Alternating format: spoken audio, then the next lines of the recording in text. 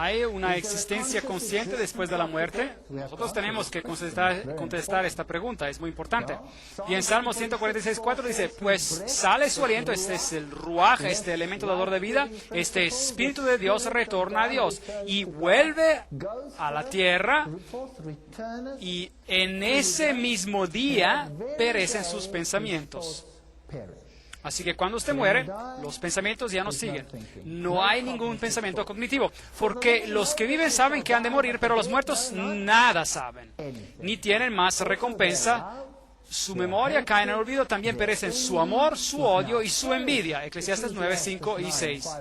Así que cuando se nos dice que hay una casa encantada allí, y está encantada porque el hombre que vivió allí tenía una relación ilícita y así, y entonces ellos se mataron y ahora ese lugar está encantado porque ellos se están disputando constantemente y están peleando y están envidiosos sobre las relaciones que ellos tenían anteriormente. ¿Es eso bíblico o no? Eso no es para nada bíblico. Es totalmente contrario a la Biblia, porque los que viven saben que han de morir, pero los muertos nada saben. También perecen su amor, su odio y su envidia. Así que cuando el príncipe Carlos de Inglaterra consulta al conde Mountbatten, que está muerto, ¿con quién están hablando? Él no está hablando con el conde Mountbatten, él lo pensará a lo mejor, pero la Biblia dice que el conde Mountbatten no lo puede ayudar en nada porque sus pensamientos perecieron. Él ya no está allí. No alabarán los muertos a Jehová, ni cuantos desciendan al silencio. Salmos 115, 17. Así que cuando usted muere, las personas dicen, esta persona está ahora en los cielos, ante la presencia de Dios, alabando a Dios. No, no es así. Pero Salmos 115, 17 dice que los muertos no alaban a Dios, ni ninguno que descienda al silencio. No hay nada allá abajo, nada. Solo absoluto silencio. En la muerte, nadie te recuerda en el sepulcro. ¿Quién te alabará? Salmo 6:5, nueva versión internacional. ¿Quién te alabará? Nadie. Usted no puede alabar a Dios después de que ha muerto. Si usted quiere alabar a Dios, tiene que alabarlo ahora, porque después no tendrá una segunda oportunidad. No hay un purgatorio donde usted pueda quemar algunos de sus pecados veniales para encontrar mejor favor con Dios. Pues lo mismo le sucede a los hijos de los hombres que a las bestias. Eclesiastes 3:19. Así que no hay diferencia de cómo un animal muere o de cómo un ser humano muere. Dice el texto que pues lo mismo le sucede a los hijos de los hombres que a las bestias. Como mueren las unas, así mueren los otros. Así que los animales y seres humanos todos mueren de la misma manera, dice el texto. Y todos tienen un mismo aliento de vida. Un mismo aliento de vida.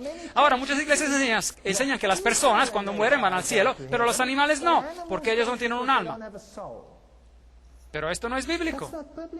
Aquí está el texto bíblico. Y la Biblia no se puede contradecir a sí misma. Todos mueren de la misma manera. Ese animal tiene exactamente el mismo metabolismo que cualquier ser humano. Cualquier científico les puede decir eso. Yo puedo trasplantar el órgano de un animal en un ser humano, y si podemos evitar el problema del rechazo por parte del cuerpo, usted probablemente sobrevivirá. Así que no hay ninguna diferencia en la manera en que un hombre vive y cómo un animal vive. La única diferencia es que un ser humano toma decisiones cognitivas en su vida y está sujeto al juicio de Dios. Y por consiguiente, puede estar en Cristo o afuera de Cristo. Así que los animales mueren de la misma manera que los seres humanos. Ellos todos tienen un mismo espíritu, ruaj, el elemento dador de vida. Y el texto continúa diciendo, así que no es más el hombre que la bestia. ¿No es eso interesante?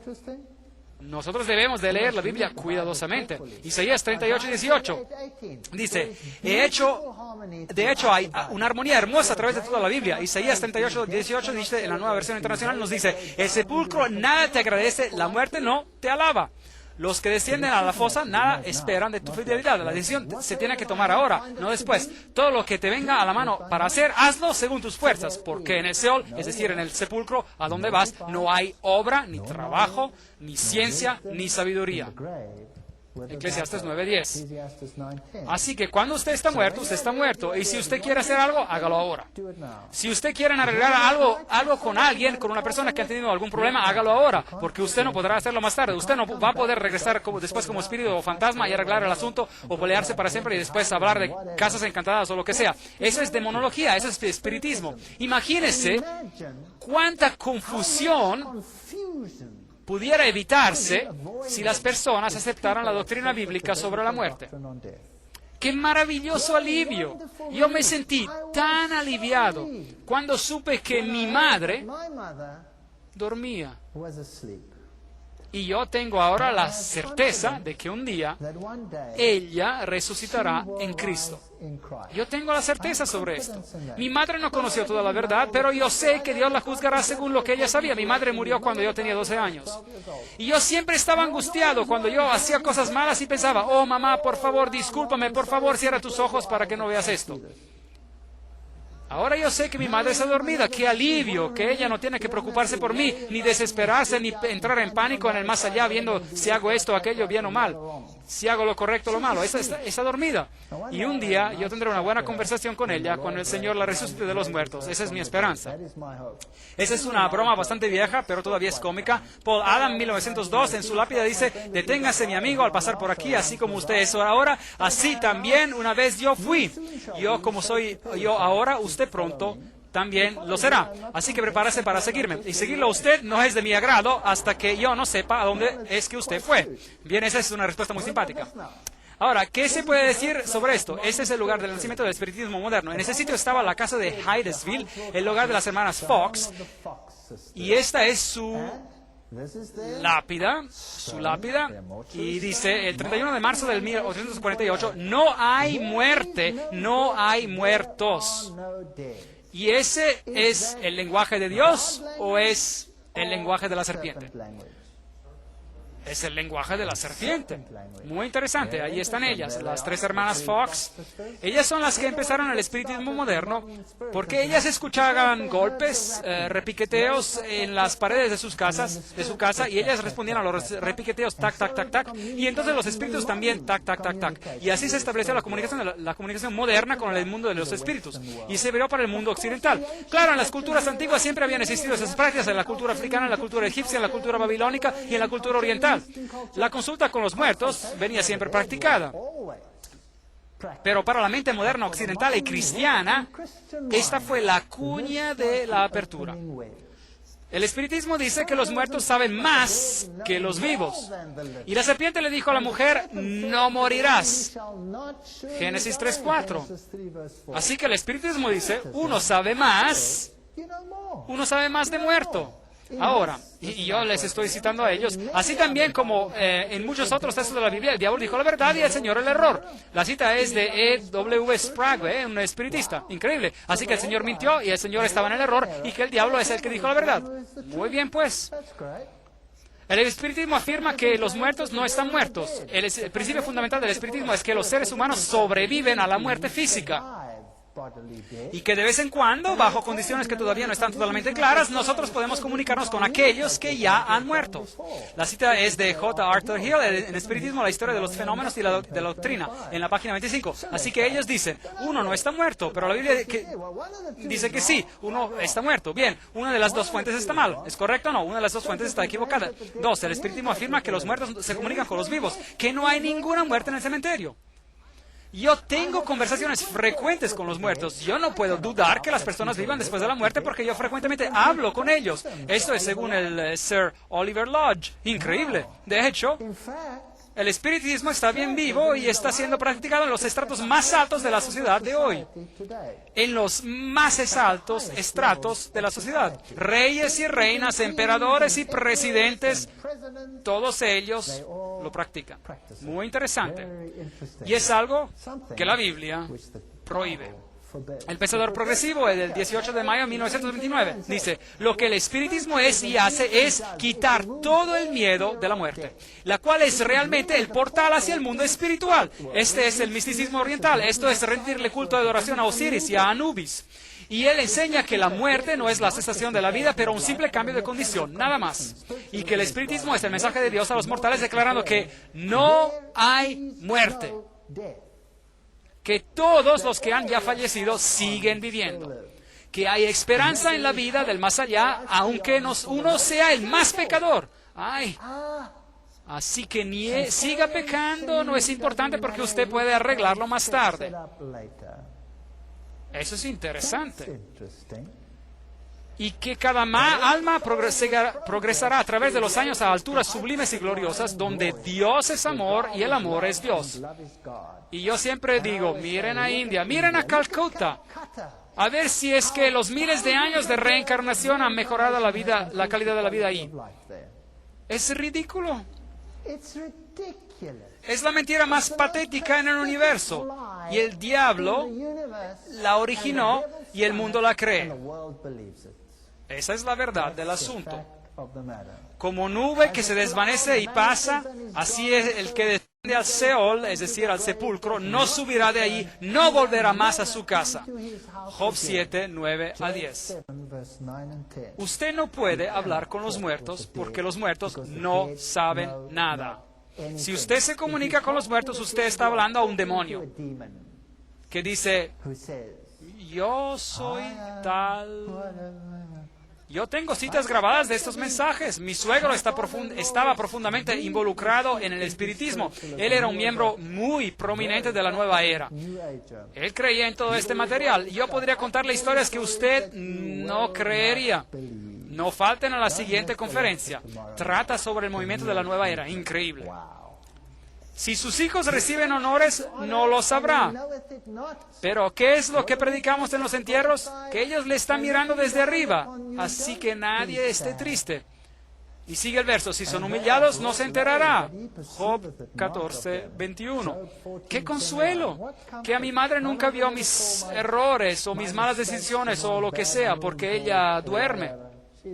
Más vienen los años que están contados y yo me iré por el camino sin regreso. Job 16, 22. Hasta que el Señor venga. Y de la manera que está establecido para los hombres que mueran una sola vez y después de esto el juicio. Hebreos 9, 27. Se acabó. Este versículo le pone fin al concepto de la reencarnación. Adiós. O uno cree en la Biblia o uno cree en la mentira. Una de estas dos opciones. No hay ninguna reencarnación, no hay ningún ciclo, no hay ninguna segunda oportunidad. Es ahora o nunca. Está establecido para los hombres que mueran una sola vez y después hay una resurrección y después hay el juicio, sea que a uno le guste o no. Y si os dicen, preguntad a los encantadores y los adivinos que susurran hablando, susurran y hablan y hacen sonidos interesantes, responded. Hacen sonidos interesantes. Responded, ¿no consultará el pueblo a su Dios? ¿Consultará a los muertos por los vivos? ¿Qué hacen consultando a los muertos para los vivos? Nos dice Isaías 8:19. Hable con Dios. No consulte a los muertos, no consulte a las estrellas, ni a los espiritistas, ni a los brujos, ni a los necromancios. A la ley y al testimonio. Si no dijeren conforme a esto, es porque no les ha amanecido. Isaías 8:20. Si ellos no hablan según la Biblia, olvídese de ellos.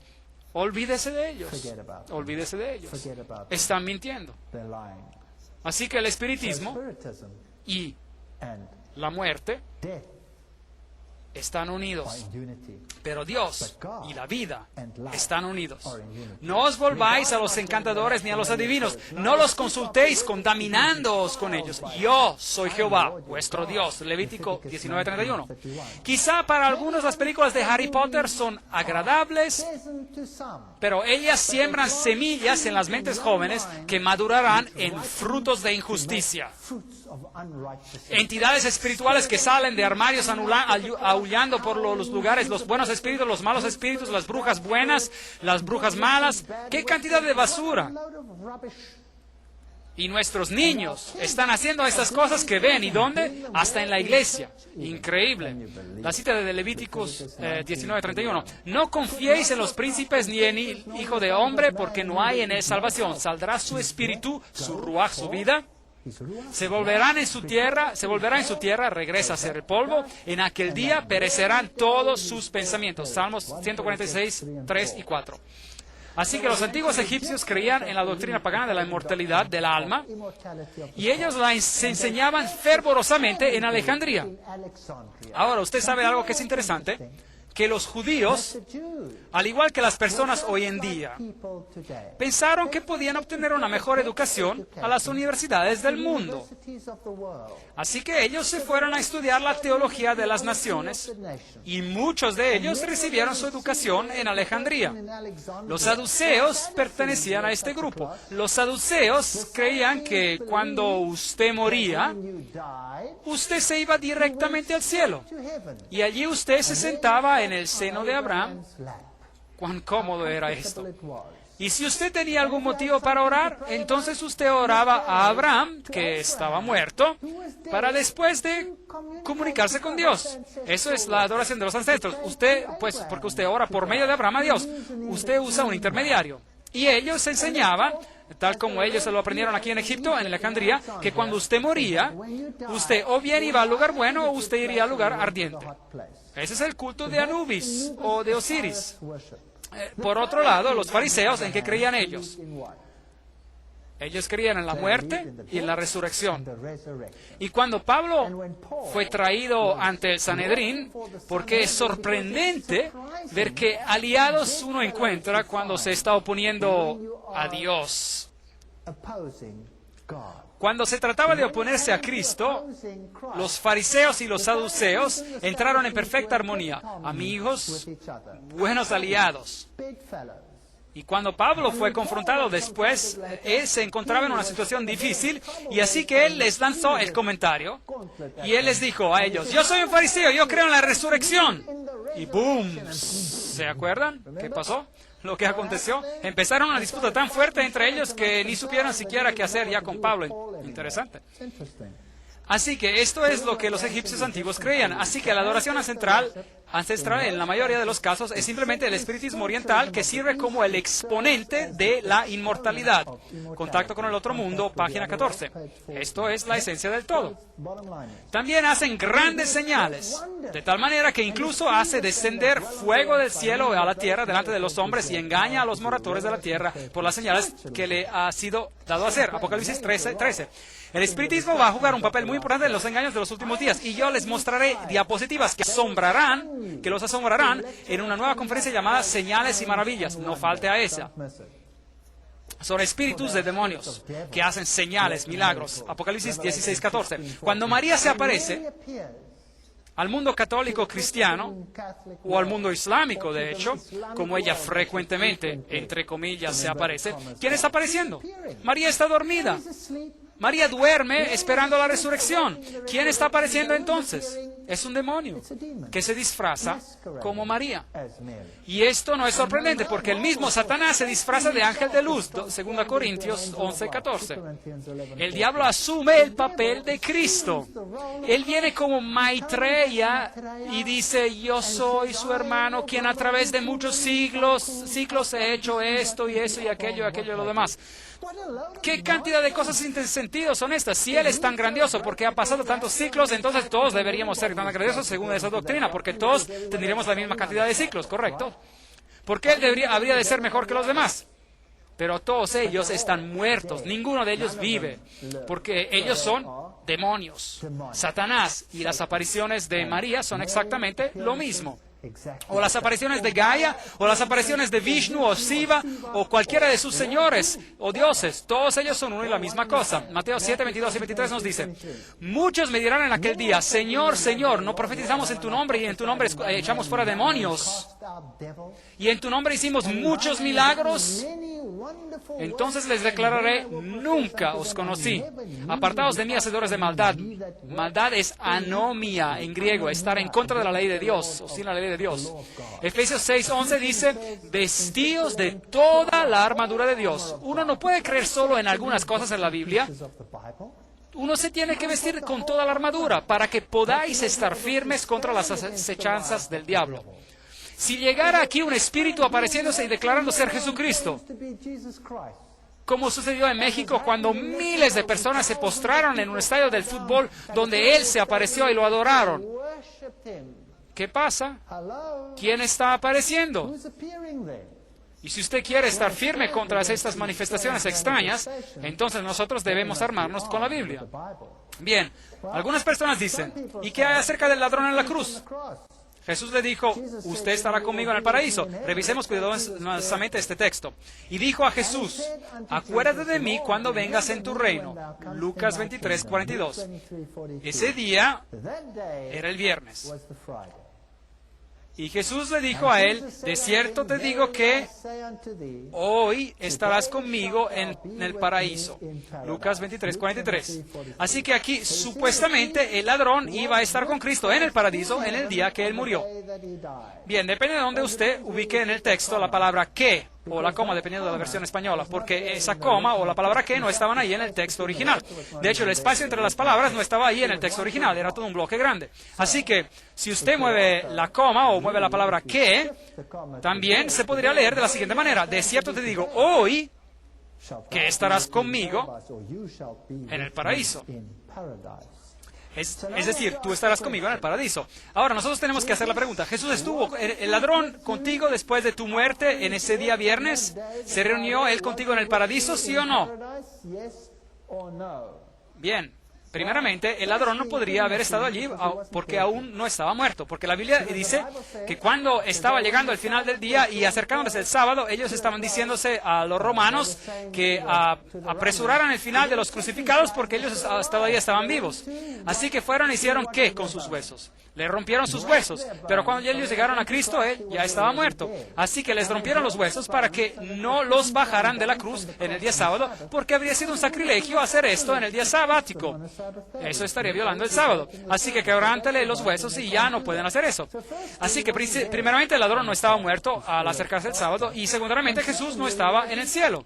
Jesús no ascendió al cielo en el día de su crucifixión. Él durmió en su sepulcro. Verifiquemos este hecho. María Magdalena va a la tumba el domingo de madrugada y Jesús le dice a ella, suéltame, porque aún no he subido a mi Padre. Juan 20:17. Por lo tanto, él no podría haber estado con el ladrón en el cielo ese día, porque él aún no había ascendido a su Padre. Pero ve a mis hermanos y diles, subo a mi Padre y vuestro Padre, a mi Dios y a vuestro Dios.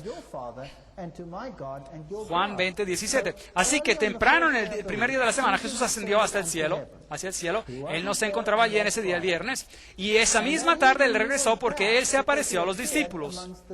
Así que en ese día él fue al Padre y el Padre aceptó su sacrificio.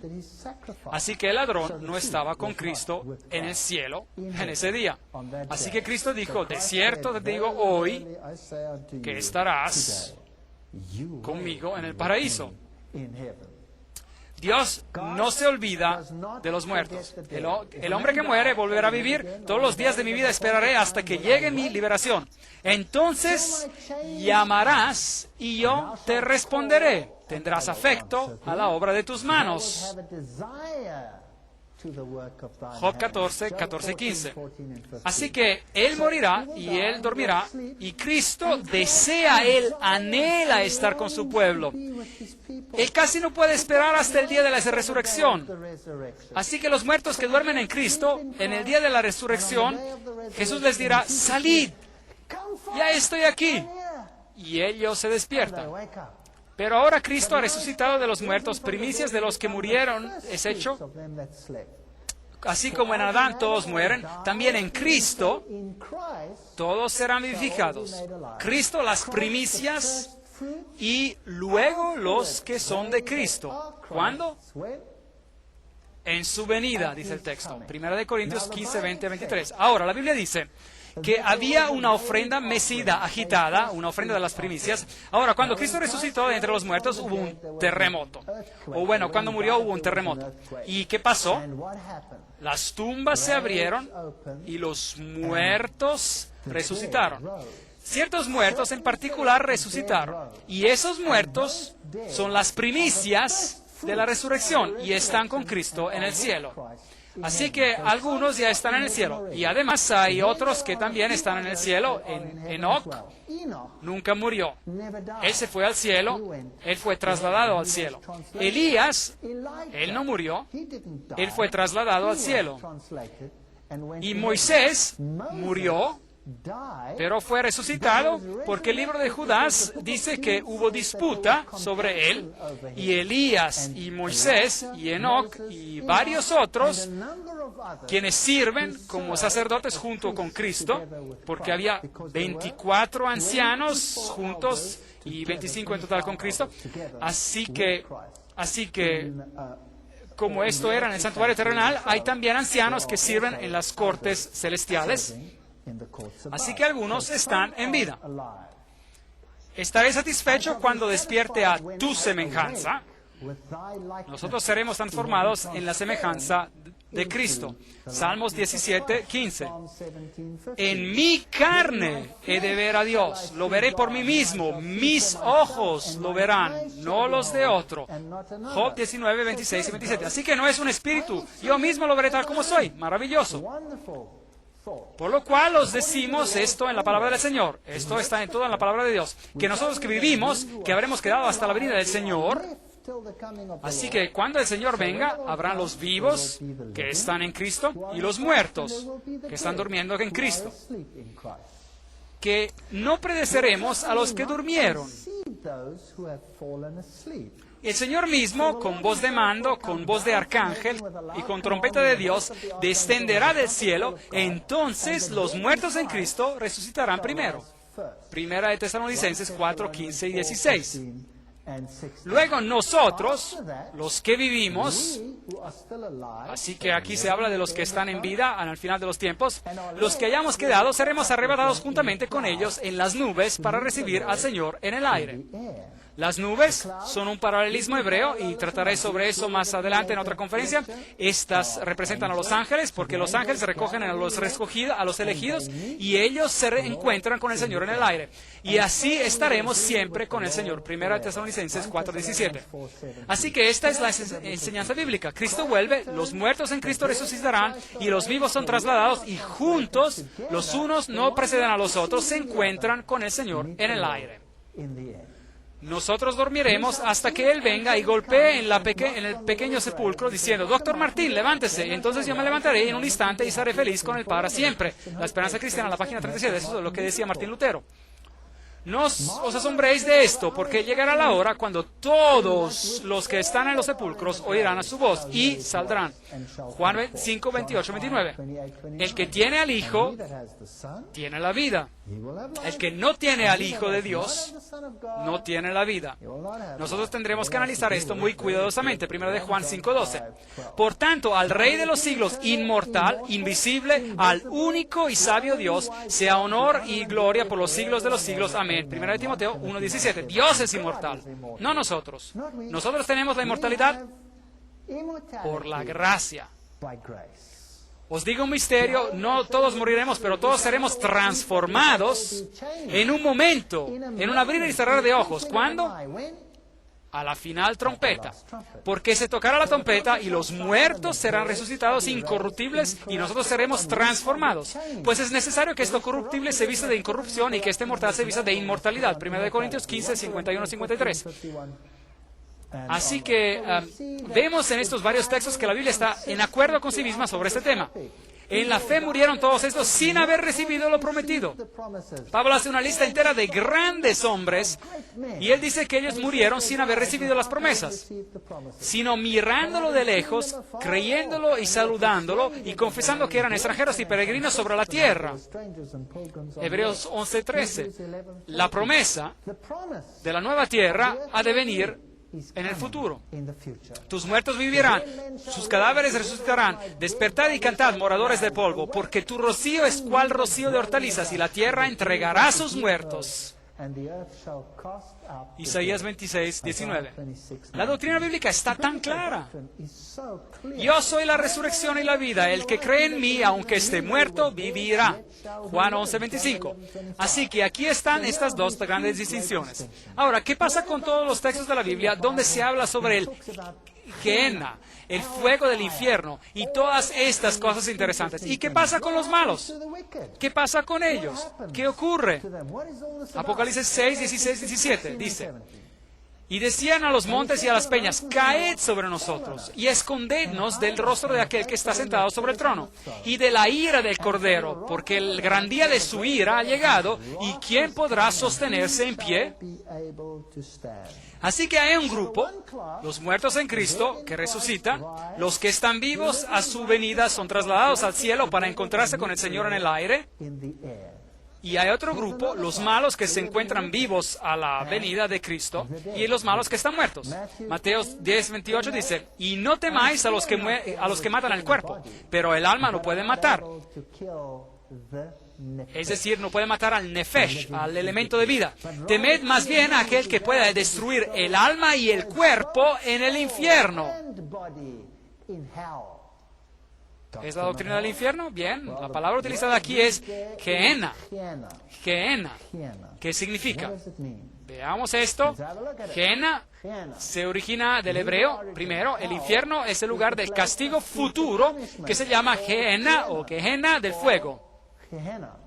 Esta era originalmente el valle de Hinnom, al sur de Jerusalén, donde la suciedad y los animales muertos de la ciudad eran desechados y quemados. Un símbolo apropiado de los malos y de su destrucción futura. Así que aquí ustedes tienen la explicación de la concordancia sobre esta palabra. Así que esta palabra se refiere al valle donde los cuerpos de los muertos se quemaban y se destruían. A propósito, ¿cuánto tiempo duraban esos cuerpos quemándose? ¿Hasta qué? Ya se hubiesen consumido, hasta que se hubiesen consumido. Ahora, en griego, la palabra Hades, y en hebreo la palabra Sheol, y que se usa a menudo como infierno, para la doctrina del infierno, representan al lugar de los muertos. Así que es el sepulcro. Usted desciende al abismo, usted baja hacia el Sheol, al sepulcro. Usted desciende al Hades, al sepulcro. Y se traduce también a menudo como infierno. Así que aquí uno tiene las dos posibilidades para la doctrina del infierno. Una se refiere a la palabra Gehenna, el fuego que quema, que era el símbolo de aquel valle de Hinnom, y la otra referencia es para Hades o Sheol, el sepulcro. Entonces dirá también a los de la izquierda: apartaos de mí, malditos, al fuego eterno preparado para el diablo y sus ángeles. Mateo 25, 41. Ahora, ¿qué es este fuego eterno?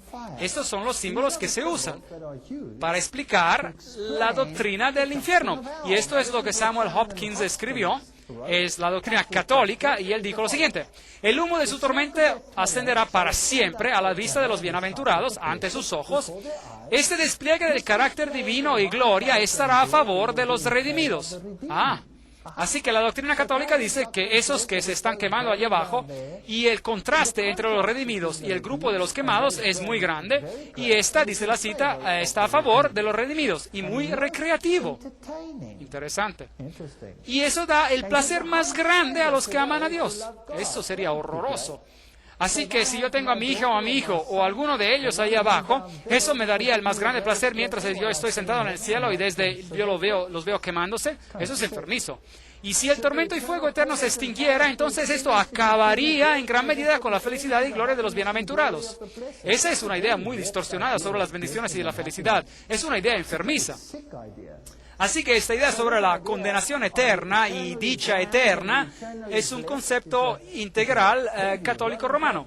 Ezequiel 33:11 dice: diles, vivo yo, dice Jehová el Señor, que no quiero la muerte del impío. A Dios no le gusta la muerte de ellos, sino que Y dice el texto, sino que se vuelva el impío de su camino y que viva. Volveos, volveos de vuestros malos caminos. ¿Por qué habéis de morir, casa de Israel? Dios no tiene el carácter que se retrata ahí. Porque yo no quiero la muerte del que muere. Ezequiel 18:32. Estos versos son una espada al corazón de la doctrina católica. La religión católica de Martin, página 290, dice que en el Concilio de Trento se decidió que en el purgatorio las almas solo pueden pagarle sus deudas a través del sufrimiento. Así que aquí se enseña una especie de estación intermediaria. Usted tiene el infierno, donde está el tormento eterno, pero si usted no fuera tan malo, entonces usted podría quemar algunos de sus pecados de antemano. Pero no es así. O Dios lo perdona a uno o no lo hace. Deje el impío su camino y el hombre inicuo sus pensamientos y vuélvase a Jehová, el cual tendrá de él misericordia, y al Dios nuestro, el cual será amplio en perdonar. Isaías 55:7. ¿Es eso correcto o no? Perdonará abundantemente. Desde el este hasta el oeste, Él quitará sus pecados. No hay ninguna estación intermediaria donde usted necesita una antorcha de fuego para quemar el resto que no se perfeccionó. Así que la doctrina del purgatorio no es bíblica tampoco. ¿Qué hay con respecto de la historia del hombre rico y Lázaro? Bien, nosotros ya la hemos explicado. Jesús les estaba hablando a los fariseos y a los saduceos. Y los saduceos enseñaban que cuando usted moría, usted se iba o directamente al cielo o directamente al infierno. Esa era una doctrina de Alejandría, que es donde ellos habían recibido su educación. Y, a propósito, ellos también, como nosotros dijimos, enseñaban que ellos se iban al seno de Abraham. Y ahora Jesús toma su historia y se las pregunta con una conclusión al revés. Ellos también enseñaban que si usted era grandioso y bueno y maravilloso en esta tierra, y si usted era uno de los elegidos, nacido entre la sociedad escogida, entonces usted iría directo al seno de Abraham. Bien, así que Jesús toma su doctrina y Él toma todo lo que ellos sostienen y llega a conclusiones opuestas. El hombre rico va al lugar malo. Él representa a Israel, que tenía todo este conocimiento. Y el hombre pobre, que no tenía nada más que heridas, que representaba al pecador, que esperaba por las migajas de lo poco de doctrina que pudiera caer de la mesa de Israel, y él no recibía nada.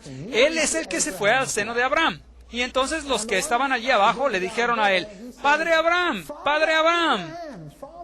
por favor, ¿podría yo enviarle a alguien un mensaje para que mis hermanos sean advertidos y no vengan acá? Ahora, ¿qué hay de malo con esa historia? Las personas hacen de esa historia una historia literal. Primero, todos los redimidos estarían en el seno de Abraham, y eso no es bíblico. Y segundo, el hombre rico está orando, pidiendo al padre Abraham de hacer algo por él, y eso es veneración a los muertos. Así que todas estas doctrinas en esta parábola apuntan directamente a la doctrina de los saduceos y acaban con ella. Esta es una historia que vuelca las conclusiones que se derivaban de la doctrina de los saduceos y les muestra el aspecto intolerante de esa historia. Que el malo es reservado para el día de la, ¿qué dice? Destrucción. Presentados serán en el día de las iras. Job 21:30, Reina Valera Antigua. En la Biblia usted debe de buscar los textos sobre el asunto y dejar que los textos bien claros aclaren los textos que no están tan claros. Irán estos al castigo eterno y los justos a la vida eterna. Mateo 25:46. Ahora la pregunta es, ¿el castigo va a continuar para siempre y para siempre? ¿O son las consecuencias del castigo que son eternas? Esta es la pregunta que nosotros debemos de contestar. La muerte y el Hades fueron lanzados al lago de fuego. Esta es la muerte segunda. Apocalipsis 20:14. Muy bien. Así que la primera muerte es cuando uno muere, literalmente cuando muere, y entonces usted puede ser resucitado para el juicio, y el lago de fuego es la segunda muerte. Así que el que es condenado muere por segunda vez, y el que no se halló escrito en el libro de la vida fue lanzado al lago de fuego, que es la segunda muerte. Apocalipsis 20:15. Así que, ¿por cuánto tiempo se quemarán los impíos? ¿Es este un sufrimiento eterno o son las consecuencias las que son eternas? mas los impíos perecerán. Los enemigos de Jehová serán consumidos como la grasa de los carneros, se disiparán como el humo. Salmos 37:20, se disiparán, serán quemados, serán consumidos, nos dice la Biblia. Ahora la Biblia nos dice que ellos serán quemados y serán consumidos. Así que las consecuencias del fuego, del Gehenna, así como esos animales que morían y eran quemados, o aquellos que eran quemados hasta que eran consumidos, ellos serán destruidos, serán quemados y se consumirán. Y de Dios descendió fuego del cielo y los consumió. Apocalipsis 29. Así que ellos serán consumidos. Ciertamente viene el día ardiente como un horno, y todos los soberbios y todos los que hacen maldad serán estopa.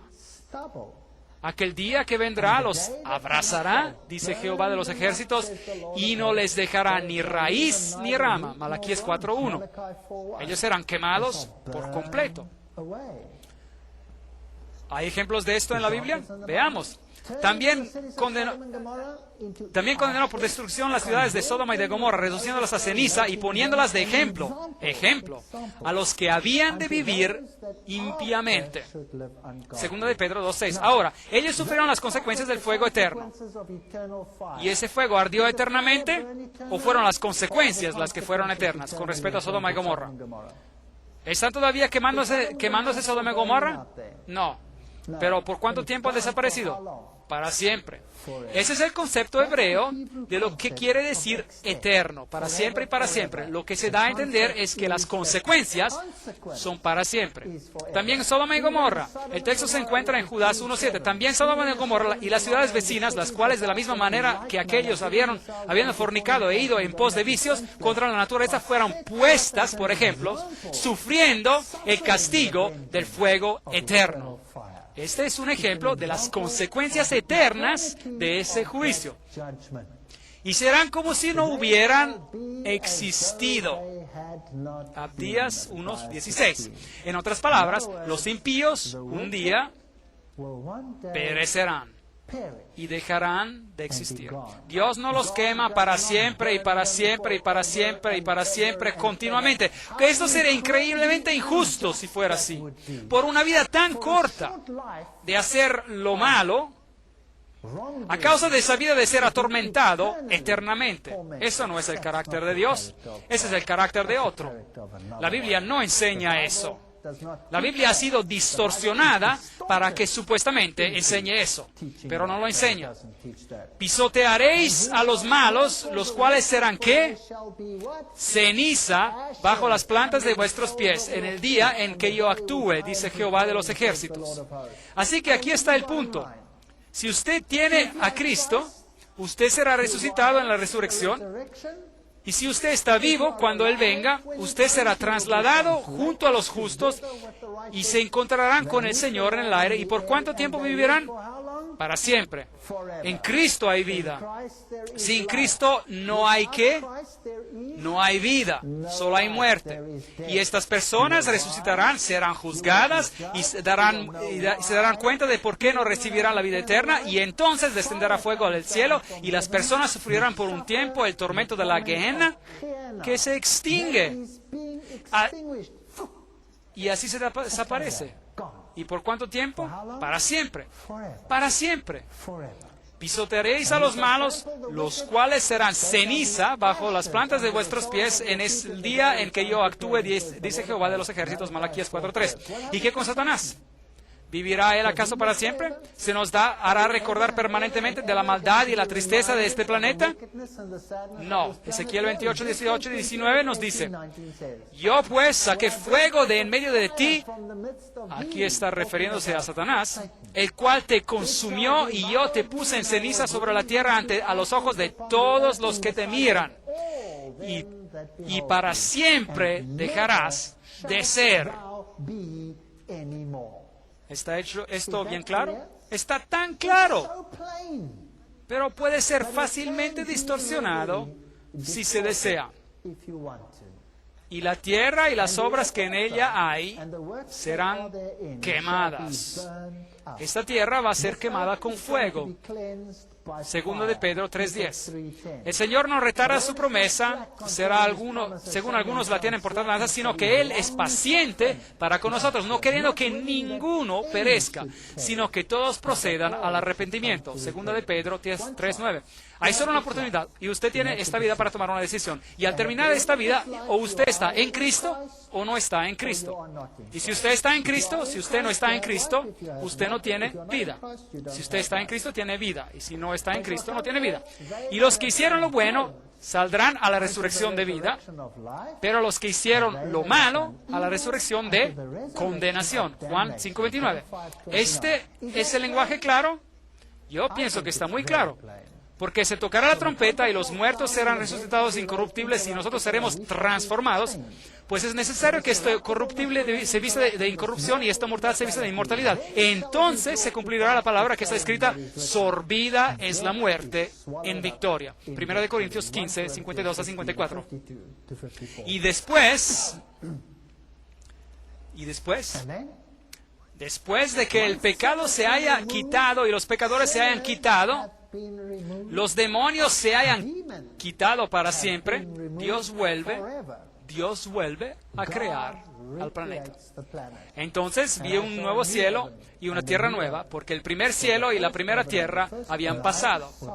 Apocalipsis 21:1. Enjugará Dios toda lágrima de los ojos de ellos, y ya no habrá más muerte, ni habrá más llanto, ni clamor, ni dolor, porque las primeras cosas ya pasaron. Apocalipsis 21:4.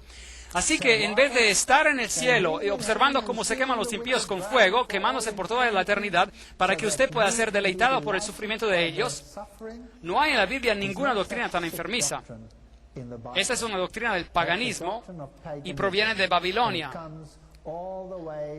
Y es enseñada en el mundo y creída por el mundo por casi cada sistema religioso, incluyendo también a la corriente principal del cristianismo. Y la corriente principal del cristianismo ha llegado al punto de introducir incrustaciones paganas, así que en las catedrales del mundo usted ingresa en templos paganos de muerte. El culto a Anubis no es la adoración a Cristo. Los dos son mutuamente exclusivos. Y Cristo promete que aun cuando usted esté triste y habrá lágrimas hasta el momento cuando Cristo haga todo esto nuevo, Cristo enjugará las lágrimas de sus ojos. Y entonces habrá paz y felicidad y allá no habrá pecado en este planeta. Esta es la enseñanza bíblica sobre la muerte. Ahora, en la próxima conferencia trataremos sobre el movimiento de la nueva era. Y podremos analizar a estas manifestaciones fantásticas que tenemos hoy en día. Ahí les mostraré videos la próxima vez y les mostraré cosas que probablemente usted nunca haya escuchado anteriormente. Y les mostraré a quién realmente estas personas están adorando, porque ellos lo mencionan por nombre. Y no me estoy refiriendo a personas insignificantes. Yo estoy hablando de las personas prominentes de este mundo. No falten a la siguiente conferencia. Vengan y miren al engaño que Satanás ha preparado para los últimos días. Pero si usted ha creído en los textos que ha visto esta noche y lo que está en la Biblia, usted verá el engaño por lo que realmente es. Que el Señor lo bendiga mientras reflexiona sobre estos asuntos. Y aunque usted no haya percibido todo totalmente, venga de nuevo a la próxima conferencia y miremos juntos a los engaños. Ahora estamos hablando sobre los eventos de los últimos días. Estas van a ser conferencias impactantes. Gracias por haber venido. Dios lo bendiga.